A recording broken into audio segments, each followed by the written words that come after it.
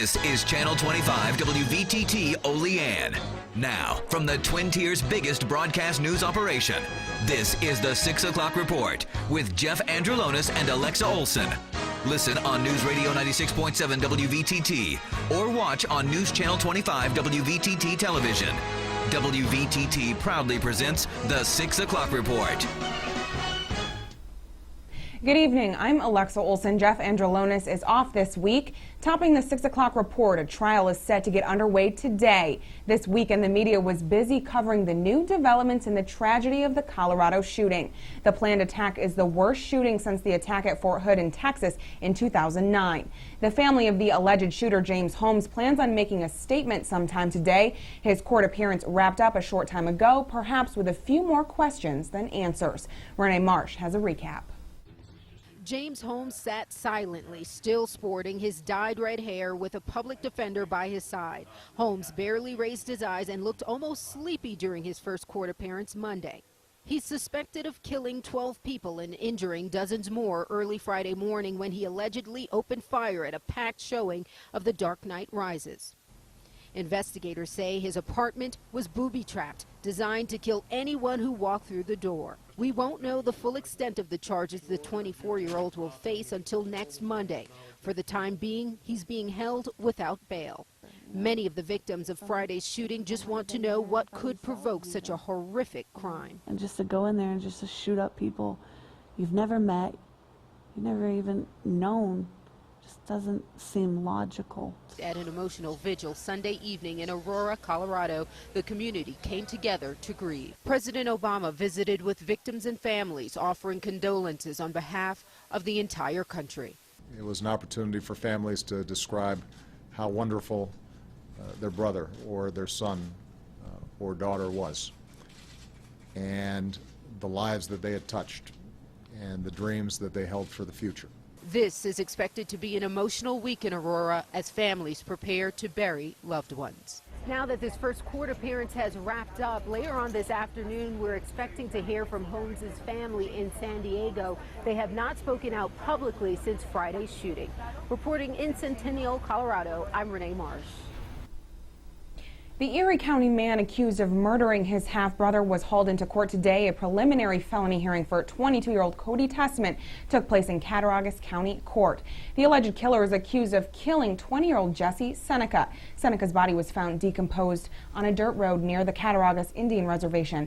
Testament has pleaded not guilty.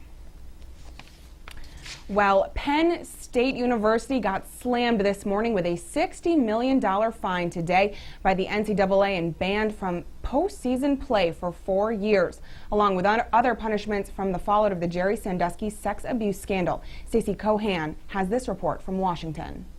The NCAA today said Penn State's football-first culture enabled serial child sex abuse to occur.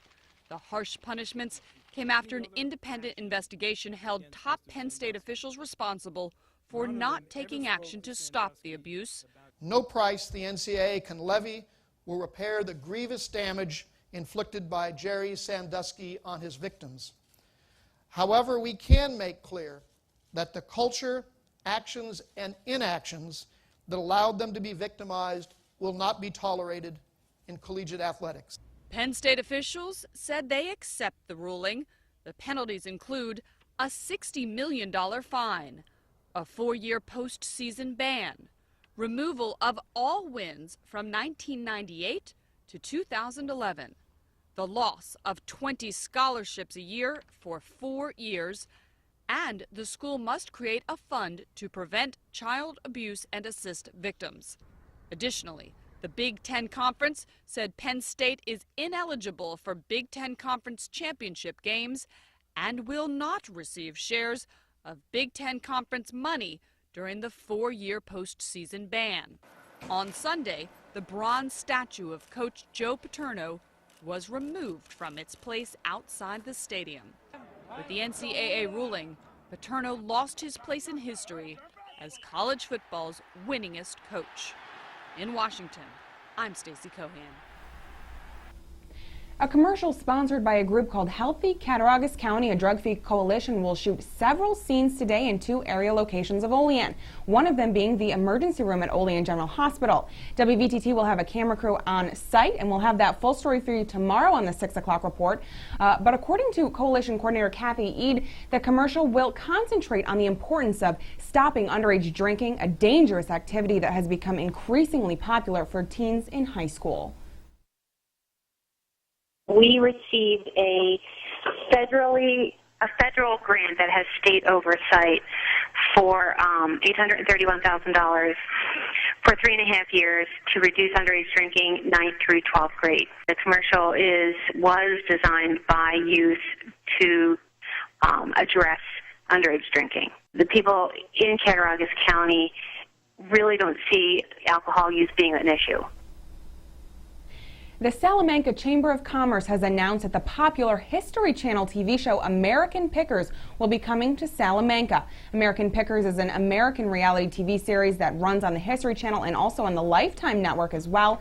The show follows 2 men, Mike Wolf and Frank Fritz, as they travel across the U.S. looking for valuable antiques. The 2 say that they make a living telling the history of America one piece at a time, and they're interested in Salamanca for its rich history. We will continue to cover this story.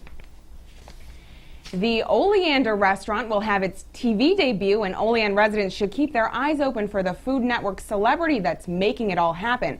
WVTT's Ashley Masala has more. You may have watched the show Restaurant Impossible on Food Network, and now the Food Network is taking over Olean. They will be remodeling the inside and the outside of the Oleander here on East State Street. Restaurant Impossible is a TV show that helps locally owned businesses that are on the verge of failure. Host Robert Irvine and his crew assess the restaurant's weakest areas and attempt to fix them in only 2 days with $10,000. They retrain staff and update the menu while a design team remodels the interior and the exterior. Irvine then walks around the community and promotes the improved restaurant. WVTT tried to get an interview with the owner of the Oleander, but he was unable to make a statement due to a confidentiality agreement with Food Network. In Olean, Ashley Masala, News Channel 25, WVTT. A line of people gathered this weekend at the doors of the Family Dollar store for their official grand opening ceremony. The Kane Family Dollar store gave away 2 youth bicycles to 1 lucky boy and girl and $5 gift cards to the first 50 patrons. Acting manager Cindy Euler is unsure of exactly how many patrons the Family Dollar of Kane saw over their grand opening, but she said she and her staff were very busy. Well, stay tuned for more of the 6 o'clock report coming up next. Keep it here, Twin Tiers.